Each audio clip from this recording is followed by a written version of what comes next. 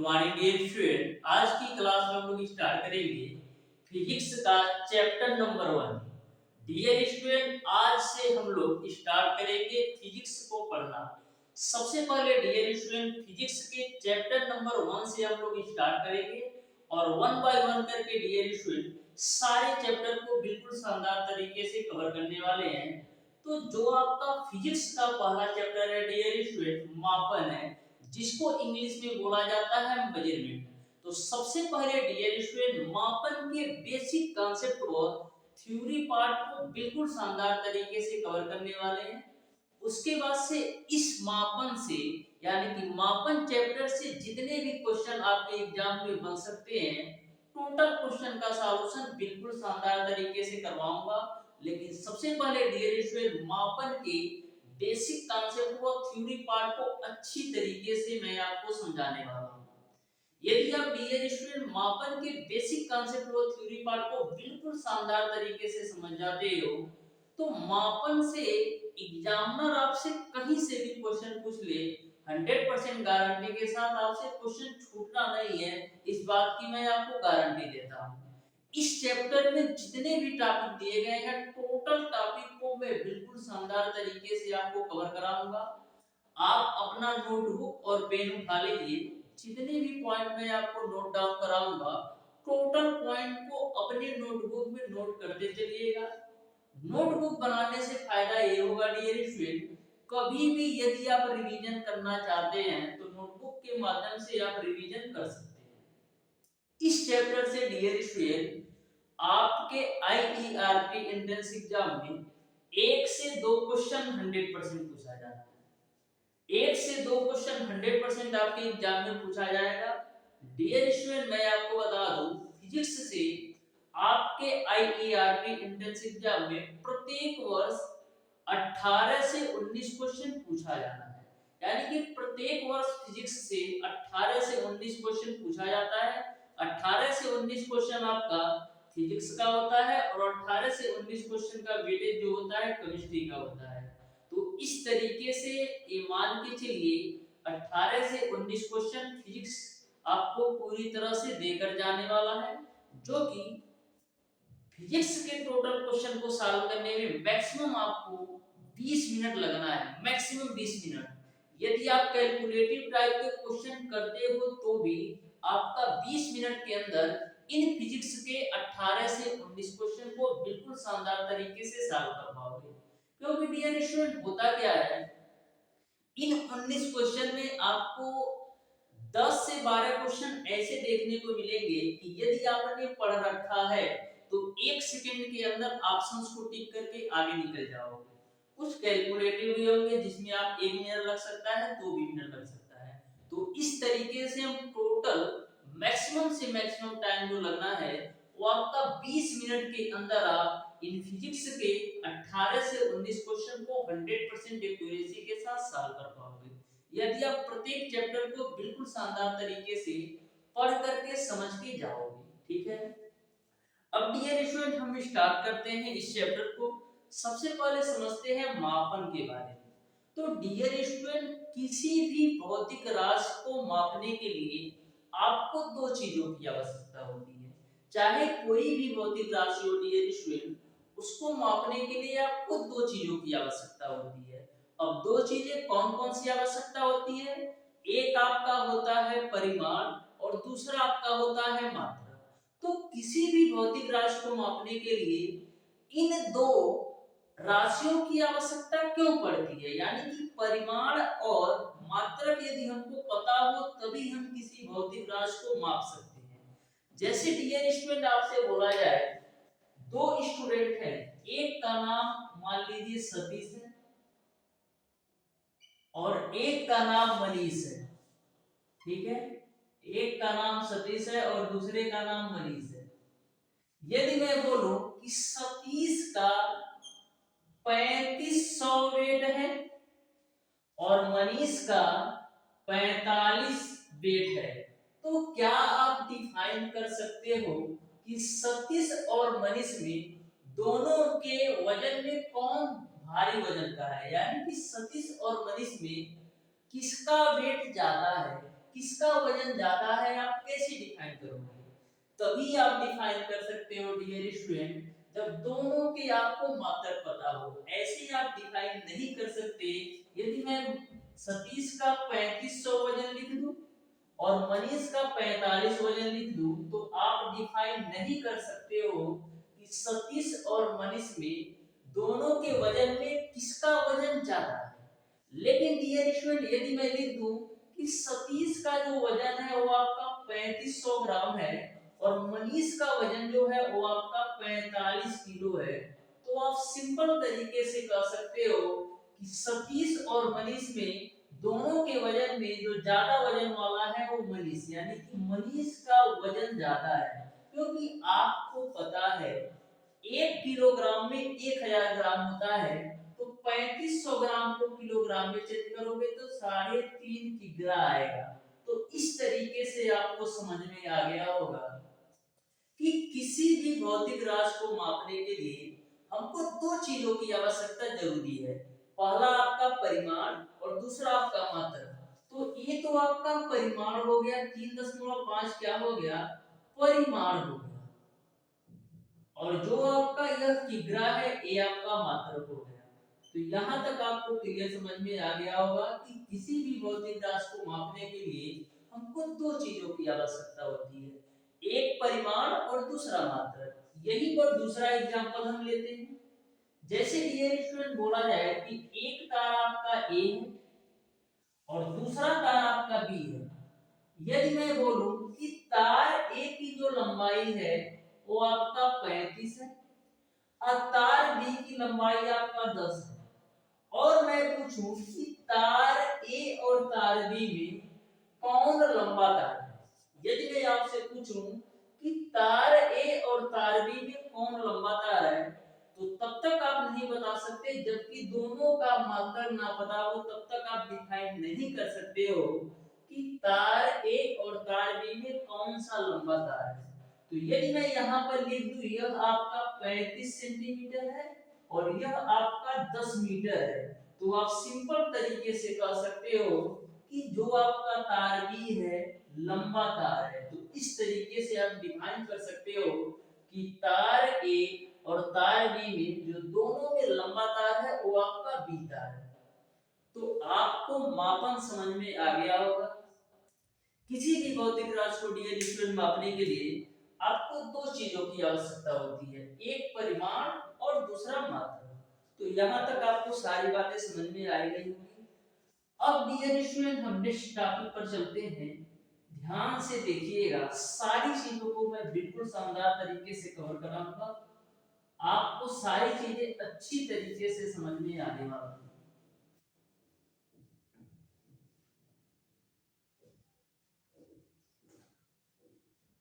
तो next topic आपका है डियर स्टूडेंट राशियां तथा मात्रक।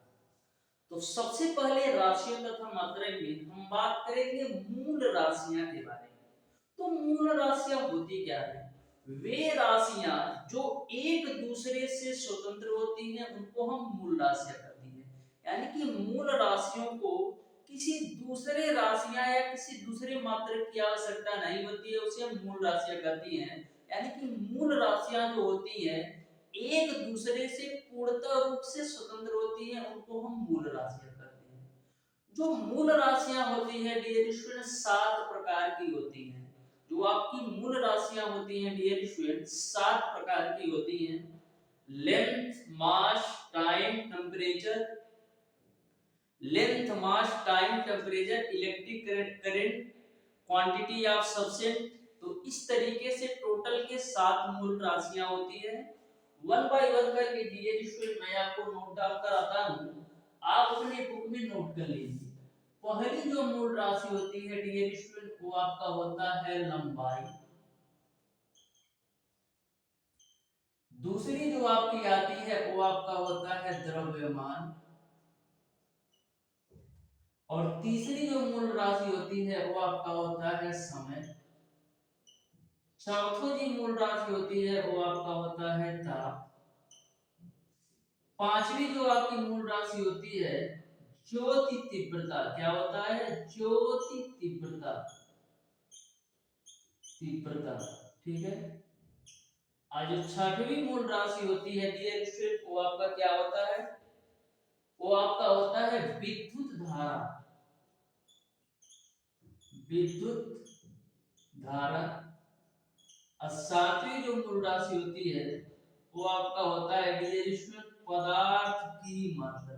तो इस तरीके से टोटल 7 मूल राशियां होती है: लंबाई, द्रव्यमान, समय, ताप, ज्योति तीव्रता, विद्युत धारा, पदार्थ की मात्रा। इस तरीके से टोटल 7 मूल राशियां होती हैं। इन 7 मूल राशियों के 7 ही मूल मात्रक होते हैं। जैसे लंबाई का जो मात्रक होता है वो आपका होता है मीटर।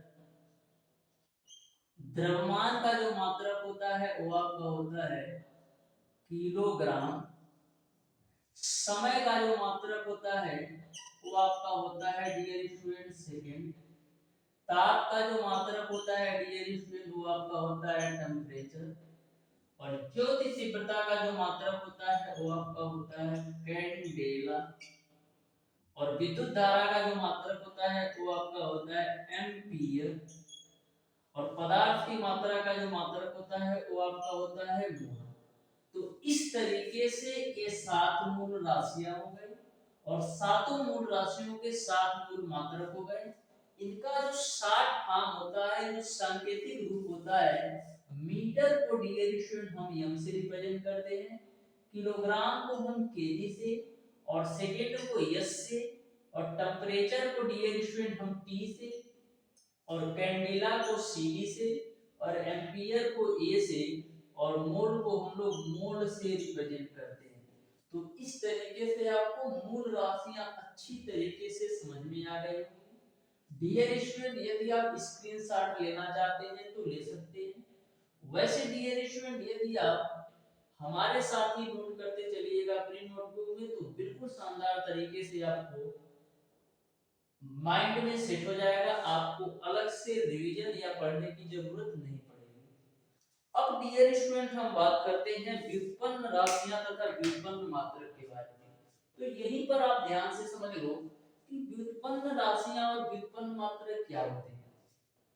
तो मूल राशियों की सहायता से जो राशियां आप प्राप्त करते हो उसको हम बोलते हैं व्युत्पन्न राशियां। यानी कि मूल राशियों की सहायता से प्राप्त राशियों की हम लोग व्युत्पन्न राशियां कहते हैं। यानी कि मूल राशियों के हेल्प से जो हम राशियों को प्राप्त करते हैं उसको हम बोलते हैं व्युत्पन्न राशियां। तो व्युत्पन्न राशियां में आपका क्या आ जाएगा? व्युत्पन्न राशियां में जैसे आपका बात करें क्षेत्रफल है, ये आपका व्युत्पन्न राशियां है। उसी प्रकार से आयतन है, ये भी आपका व्युत्पन्न राशियां है। उसी प्रकार से चाल है, ये भी आपका व्युत्पन्न राशियां है। पांचवा त्वरण है, ये भी आपका व्युत्पन्न राशियां है। तो मूल राशियों की सहायता से जो राशियां आप प्राप्त करते हो उसको हम बोलते हैं व्युत्पन्न राशियां। जैसे क्षेत्रफल हो गया, आयतन हो गया, चाल हो गया, त्वरण हो गया, वेग हो गया, ये सारी जो चीजें हैं ये आपकी व्युत्पन्न राशियां हैं। अब व्युत्पन्न राशियों के मात्रक को हम व्युत्पन्न मात्रक कहते हैं। जैसे क्षेत्रफल का मात्रक क्या होता है? Metre square. तो मीटर स्क्वायर कैसे आपको मिला? मूल राशि, मूल मात्रक की सहायता से ही मीटर स्क्वायर मिला है, क्योंकि मीटर गुणे मीटर किए तभी तो मीटर स्क्वायर आया होगा। तो मूल राशियों की सहायता से प्राप्त राशियों को मूल राशियां कहते हैं तथा उनके मात्रक को हम लोग व्युत्पन्न मात्रक कहते हैं। यानी कि मूल राशियों की सहायता से प्राप्त राशियों को व्युत्पन्न राशियां कहते हैं तथा व्युत्पन्न राशियों के मात्रक को व्युत्पन्न मात्रक कहते हैं। उसी प्रकार से आपका आयतन का व्युत्पन्न मात्रक आपका हो जाएगा मीटर क्यूब। चाल का आपका हो जाएगा व्युत्पन्न मात्रक मीटर प्रति सेकंड। और त्वरण का आपका हो जाएगा मीटर प्रति सेकंड स्क्वायर। तो यहाँ तक आपको सारी चीजें समझ में आ गई होगी। वैसे डियर स्टूडेंट, आपने 9th और 10th में भी पढ़ रखा होगा मापन के बारे में। यहाँ तक आपको क्लियर समझ में आ गया होगा। अब डियर स्टूडेंट, हम बात करते हैं प्रकाश वर्ष के बारे में। प्रकाश वर्ष से डियर स्टूडेंट बहुत सारा कंफ्यूजन होता है। बहुत सारे स्टूडेंट यह समझते हैं कि प्रकाश वर्ष जो है प्रकाश का मात्रक है, लेकिन ऐसा नहीं है डियर स्टूडेंट। जो आपका प्रकाश वर्ष होता है डियर स्टूडेंट, वो आपका दूरी का मात्रक होता है। मैक्सिमम बार आपके एग्जाम में क्वेश्चन पूछा गया है कि प्रकाश वर्ष मात्रक है, तो प्रकाश वर्ष जो आपका होता है डियर स्टूडेंट, दूरी का मात्रक होता है। तो ध्यान से समझिएगा प्रकाश वर्ष के बारे में, लाइट ईयर के बारे में। तो प्रकाश वर्ष होता क्या है, इसके बारे में आप लोग ध्यान से समझिएगा डियर स्टूडेंट। प्रकाश वर्ष जो आपका होता है दूरी का मात्रक होता है। प्रकाश वर्ष जो आपका होता है दूरी का मात्रक होता है। निर्वात में प्रकाश द्वारा एक वर्ष में जो चली गई दूरी होती है उसे हम प्रकाश वर्ष कहते हैं। निर्वात में प्रकाश द्वारा एक वर्ष में जो चली गई दूरी होती है उसे हम प्रकाश वर्ष कहते हैं। एक प्रकाश वर्ष बराबर आपका होता है डियर स्टूडेंट, एक प्रकाश वर्ष बराबर आपका होता है डियर स्टूडेंट 9.46 गुणे 10⁻15 मीटर। एक प्रकाश वर्ष बराबर आपका होता है 9.46 गुणे 10⁻15 मीटर को, या इसको हम क्या लिख सकते हैं, इसको यदि मैं किलोमीटर में लिख रहा चाहूं तो 9.46 गुणे 10⁻12 किलोमीटर हो जाएगा। इसी को डियर स्टूडेंट हम 10⁻13 किलोमीटर लगभग के रूप में लिख सकते हैं। तो इस तरीके से प्रकाश वर्ष आपको समझ में आ गया होगा। प्रकाश वर्ष दूरी का मात्रक है, पहली बात। दूसरी बात, प्रकाश वर्ष होता क्या है, तो प्रकाश द्वारा निर्वात में एक वर्ष में जो तय की गई दूरी होती है उसे हम प्रकाश वर्ष कहते हैं। एक प्रकाश वर्ष बराबर 9.46 गुणे 10⁻15 मीटर होता है। किलोमीटर में हम बात करें तो 10⁻13 किलोमीटर के लगभग होता है। तो प्रकाश वर्ष से भी आपके एग्जाम में 3 से 4 टाइप के क्वेश्चन पूछे जाते हैं। अब डियर स्टूडेंट नेक्स्ट हम बात करते हैं डियर स्टूडेंट मानक किलोग्राम के बारे में। तो जो आपका मानक किलोग्राम होता है, कार्बन 12 के माध्यम से इसको डिफाइन किया गया है। तो जो आपका मानक किलोग्राम होता है डियर स्टूडेंट, इसके अनुसार मानक किलोग्राम के अनुसार डियर स्टूडेंट 1 किलोग्राम बराबर आपका क्या होता है, मानक किलोग्राम के द्वारा 1 किलोग्राम बराबर आपका होता है डियर स्टूडेंट कार्बन 12 के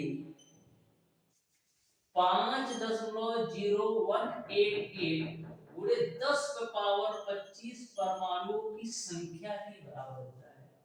मानक किलोग्राम के थ्रू डियर स्टूडेंट 1 किलोग्राम बराबर आपका होता है कार्बन 12 के 5.0188 गुणे 10⁻25 परमाणुओं की संख्या के बराबर होता है।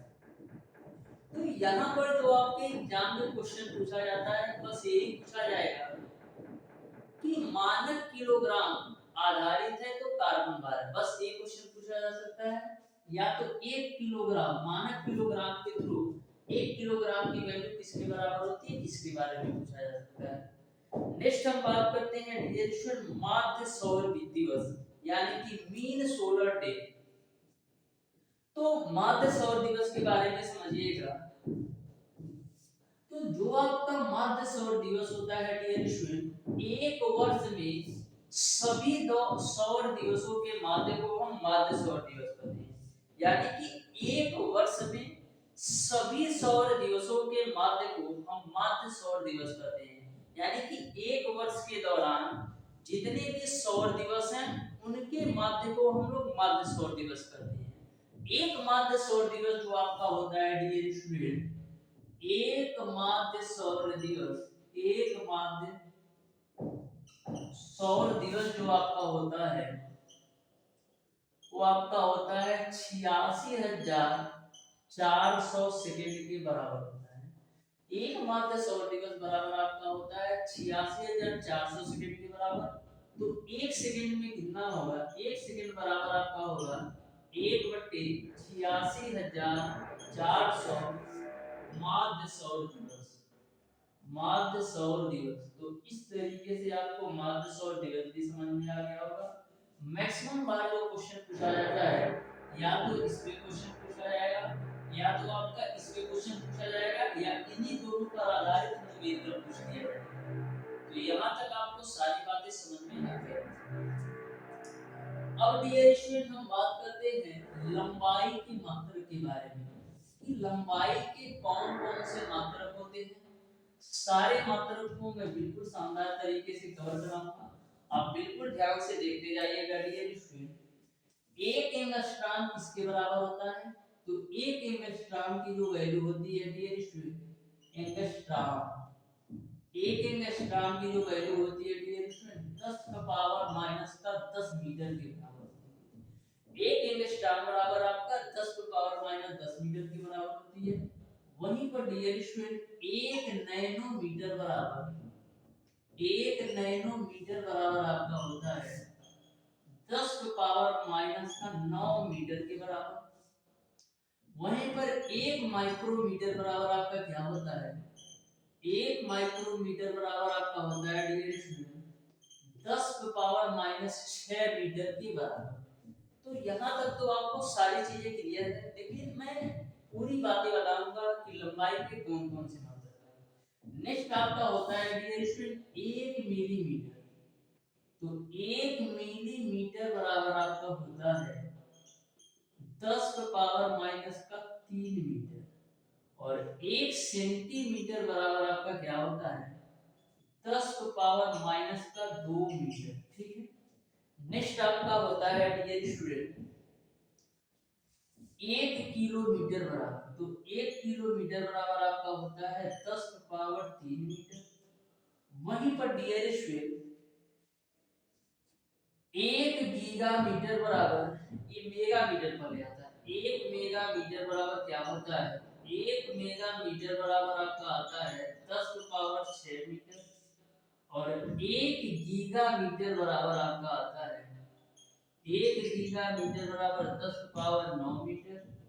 और 1 टेरामीटर बराबर आपका क्या आता है? 1 टेरामीटर बराबर आपका आता है 10 का पावर 12 मीटर। तो इस तरीके से लंबाई के जितने भी मात्रक थे, टोटल मात्रक मैंने आपको बता दिया है। और प्रकाश वर्ष के बारे में तो ऑलरेडी मैंने बता दिया। नेक्स्ट हम बात करते हैं डियर स्टूडेंट समय के मात्रक। इस समय के कौन कौन से मात्रक होते हैं? पिको सेकंड होता है, नैनो सेकंड होता है, माइक्रो सेकंड होता है, मिली सेकंड होता है। तो क्या होता है? एक पिको सेकंड, एक पिको सेकंड बराबर आपका होता है 10 का पावर माइनस का 12 सेकंड। और एक नैनो सेकंड बराबर क्या होता है? एक नैनो सेकंड बराबर आपका होता है 10 का पावर माइनस 9 सेकंड। उसके बाद से एक माइक्रो सेकंड बराबर क्या होता है? एक माइक्रो सेकंड, एक माइक्रो सेकंड बराबर आपका होता है 10 पावर माइनस 6 सेकंड। नेक्स्ट आपका होता है एक मिली सेकंड बराबर, एक मिली सेकंड बराबर 10 पावर माइनस 3 सेकंड। एक मिली सेकंड बराबर आपका क्या होता है? 10 पावर माइनस का 3 सेकंड। तो यहाँ तक आपको सारी बातें समझ में आ गई होगी। केवल और केवल इन चार समय की मात्रक को आप ध्यान में रखिएगा। एक पिको सेकंड बराबर 10 पावर माइनस 12 सेकंड, एक नैनो सेकंड बराबर 10 पावर माइनस 9 सेकंड, और एक माइक्रो सेकंड बराबर 10 पावर माइनस 6 सेकंड, और एक मिली सेकंड बराबर 10 पावर माइनस का 3 सेकंड। अब हम बात करते हैं डियर स्टूडेंट द्रव्यमान की मात्रक। तो द्रव्यमान के भी कुछ कुल मात्रक होते हैं। जैसे आपका होता है 1 माइक्रोग्राम बराबर क्या होता है? 1 माइक्रोग्राम बराबर क्या होता है? 10 पावर माइनस का 9 ग्राम। 1 माइक्रोग्राम बराबर क्या होता है? 10 पावर माइनस का 9 ग्राम। वहीं पर डियर स्टूडेंट 1 मिलीग्राम बराबर क्या होता है? 1 मिलीग्राम बराबर आपका होता है 10 पावर माइनस 6। ओहो, ये आपका यार किग्रा में होगा, 10 पावर माइनस 9 किग्रा होगा। ठीक है। एरिया आपका 10⁻⁻6 किग्रा। वहीं पर 1 ग्राम बराबर क्या होता है? तो 1 ग्राम बराबर आपका होता है 10⁻³ ठीक है। 1 ग्राम बराबर 10⁻³ और 1 किलोग्राम बराबर क्या होता है? 1 किलोग्राम बराबर, सॉरी, 1 क्विंटल यार, 1 क्विंटल बराबर आपका होता है 10⁻² और 1 मीट्रिक टन बराबर क्या होता है? 1 मीट्रिक टन बराबर आपका होता है 10⁻³ तो इस तरीके से मैंने आपको लंबाई के मात्रक, समय के मात्रक और द्रव्यमान के मात्रक को बिल्कुल शानदार तरीके से बता दिया है। यदि आप स्क्रीनशॉट लेना चाहते हैं तो ले सकते हैं डियर स्टूडेंट। अब हम लोग डियर स्टूडेंट बात करेंगे सार्थक अंक के बारे में। इस चैप्टर से आपका 2 क्वेश्चन 100% आना है। या तो डियर स्टूडेंट आपसे मात्रक से क्वेश्चन पूछ लेगा, यदि मात्रक से नहीं पूछेगा तो कोई ना कोई एक न्यूमेरिकल पूछेगा, और दूसरा जो क्वेश्चन आपका आएगा सार्थक अंक या कोटिमान से। तो इस तरीके से यह चैप्टर आपको 2 क्वेश्चन देकर जाने वाला है, यानी कि 8 नंबर बिल्कुल फ्री का देकर जाने वाला है। बस आप ध्यान से इस चैप्टर के प्रत्येक कॉन्सेप्ट को समझते जाओ। बिल्कुल सिंपल क्वेश्चन पूछे जाते हैं, लेकिन सिंपल तभी लगेगा यदि आप इस चैप्टर के कॉन्सेप्ट को अच्छी तरीके से समझे हो। तो अब हम बात करते हैं डियर स्टूडेंट सार्थक अंक क्या होता है। तो डियर स्टूडेंट जो आपका सार्थक अंक होता है, किसी भी माप को शुद्ध अंकों के रूप में जो आप लिख सकते हैं वो सार्थक अंक होता है। बस सिंपल सी यही बात है कि किसी भी माप को जो शुद्ध अंकों की संख्या होती है ना, वही सार्थक अंक होता है। तो ध्यान से समझना। जैसे डियर स्टूडेंट यदि आपको लिख दिया गया है कि 9.46 गुणे 10⁻13, इसमें सार्थक अंकों की संख्या कितनी होगी? 3। तो किसी भी माप को जो शुद्ध अंकों की संख्या है ना, वही सार्थक अंक है। इस पावर का कोई वैल्यू नहीं है सार्थक अंक में। इसको हम यदि 9.46 गुणे 10⁻15 लिख दें तो भी इसका सार्थक अंक 3 ही होगा। तो इससे आपका एक निष्कर्ष निकलता है कि सार्थक अंकों पर 10 की घात का कोई प्रभाव नहीं पड़ता है। सार्थक अंकों पर 10 की घात का कोई प्रभाव नहीं पड़ता है। जैसे 9.46 गुणे 10⁻13 या 9.46 गुणे 10⁻15, दोनों में सार्थक अंकों की संख्या 3 होगी, क्योंकि शुद्ध अंकों की जो संख्या है वो आपका 3 है। नेक्स्ट हम बात करते हैं, यदि आपका इस रूप में दे दिया है डियर स्टूडेंट कि 9.0036, इसमें आपसे पूछा है सार्थक अंकों की संख्या कितनी है? तो 1 2 3 4 5, तो इसमें जो आपके सार्थक अंकों की संख्या होगी वो आपका 5। तो दूसरा पॉइंट आपको यह समझ में आ गया होगा कि दो अशून्य अंकों के बीच का जो शून्य होता है वो भी आपका सार्थक अंक में काउंट होता है। दो अशून्य अंकों के बीच का जो जीरो होता है वो भी सार्थक अंक में काउंट होता है। तीसरा पॉइंट, यदि आपको इस तरीके से दे दिया है कि 0.000567, इसमें आपसे पूछा जाए सार्थक अंकों की संख्या कितनी होगी, तो इसमें जो सार्थक अंकों की संख्या होगी डियर स्टूडेंट वो आपका केवल और केवल 3 होगा। तो तीसरा पॉइंट आपको यह समझने को मिला होगा कि यदि अंकों से पहले कोई भी अंक ना हो, यानी कि यह तो 0 है, इसका कोई वैल्यू नहीं है, तो सार्थक अंकों की संख्या कितनी होगी? 1 2 3 होगी। यानी कि यदि आपका अशून्य अंक नहीं है, केवल और केवल आगे में 0 लगा है, तो इसका कोई वैल्यू नहीं है। और संख्याओं को आप काउंट कर लो, वही आपका सार्थक अंकों की संख्या होगी। उसी प्रकार से चौथा कॉन्सेप्ट समझो। जैसे आपको इस तरीके से दे दिया रहे 5.65000040, ठीक है। तो इस तरीके से यदि आपका कोई अंक दे दिया रहे, तो यहाँ पर आप देख सकते हैं इसमें और इसमें दोनों में अंतर ये है कि इसमें अंक से पहले 0 आया है, इसमें अंक से पहले 0 आया है और इसमें अंक के बाद 0 आया है। यदि अंक के पहले 0 आता है तो उसको हम सार्थक अंक में नहीं काउंट करते हैं। यदि अंक के बाद 0 आता है तो उसको हम सार्थक अंक में काउंट करते हैं। तो इसमें जो सार्थक अंकों की संख्या होगी 1 2 3 4 5 6 7, तो इस तरीके से 7 सार्थक अंक इसमें हो जाएंगे। तो सार्थक अंक आपको समझ में आ गया होगा। बस इतना ध्यान में रखो कि किसी भी माप को यदि आप शुद्ध अंकों में जितना लिख सकते हो वही सार्थक अंक है। जितने भी शुद्ध अंकों में लिख सकते हो वही सार्थक अंक है। अब देखिएगा डियर स्टूडेंट कोटिमान के बारे में, बिल्कुल सिंपल सा कॉन्सेप्ट है कोटिमान का भी, आप बिल्कुल ध्यान से समझना। तो कोटिमान में है क्या डियर स्टूडेंट? कोटिमान में डियर स्टूडेंट आपका ये है कि किसी भी मान को जो 10 की घात होती है, किसी भी मान का जो मैक्सिमम 10 की घात होती है वही आपका कोटिमान होता है। चाहे कोई भी मान हो, जो मैक्सिमम 10 की घात होती है वही आपका कोटिमान होता है। जैसे ध्यान से देखना, जैसे मैं एक एग्जांपल ले लूं डियर स्टूडेंट, जैसे मैंने लिख दिया कि 967 गुणे 10 का पावर 3। मैंने क्या बोला? किसी भी मान को मैक्सिमम जो 10 की घात होती है उसे हम कोटिमान कहते हैं। तो 10 की घात जो होता है वही कोटिमान होता है। जैसे 967 गुणे 10 का पावर 3 है, तो इसको हम मैक्सिमम 10 की घात के रूप में कितना लिख सकते हैं? इसको हम लिख सकते हैं 9.67 गुणे 10 का पावर 5 के रूप में।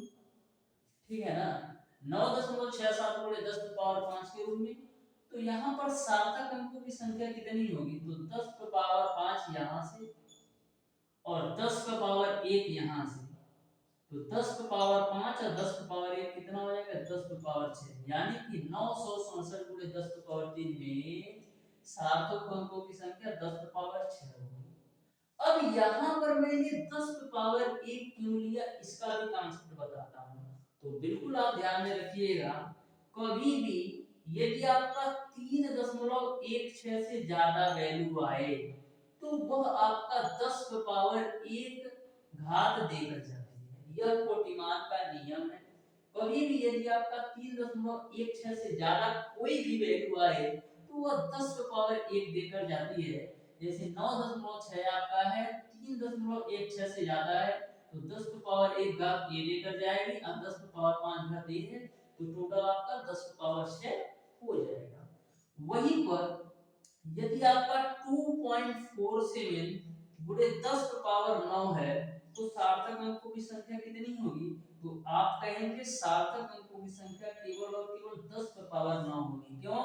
क्योंकि जो कि आपका 2.47 है 3.16 से छोटा है। किससे छोटा है? 3.16 से छोटा है, इसलिए सार्थक अंकों की संख्या 10 का पावर 9 होगी। तो बिल्कुल आप ध्यान में रखिएगा, यदि आपका कोई भी वैल्यू 3.16 से कम है तो उसमें हम सार्थक अंकों की घात में 1 बढ़ाते नहीं है। यदि 3.16 के बराबर है या 3.16 से ज्यादा है तो जो सार्थक अंकों की घात होती है उसमें आप 1 बढ़ाकर लिख दीजिएगा। एक एग्जांपल और बताता हूँ, ध्यान से देखना। जैसे दे दिया रहे आपको 3.05 गुणे 10 का पावर 7, इसमें आपसे पूछे सार्थक अंकों की संख्या कितनी है। तो सबसे पहले आपको देखना है कि जो 3.05 है 3.16 से ज्यादा है कि कम है। तो आप देख रहे हैं कि जो 3.05 है 3.16 से कम है, यानी कि इसकी कोई वैल्यू नहीं है। तो कोटिमान कितना हो जाएगा? 10 का पावर 7। लेकिन यही जो वैल्यू है यदि आपका 3.25 रहता और 10 का पावर 7 रहता तो क्या करते? तो आप देख रहे हैं कि जो 3.25 है 3.16 से ज्यादा है।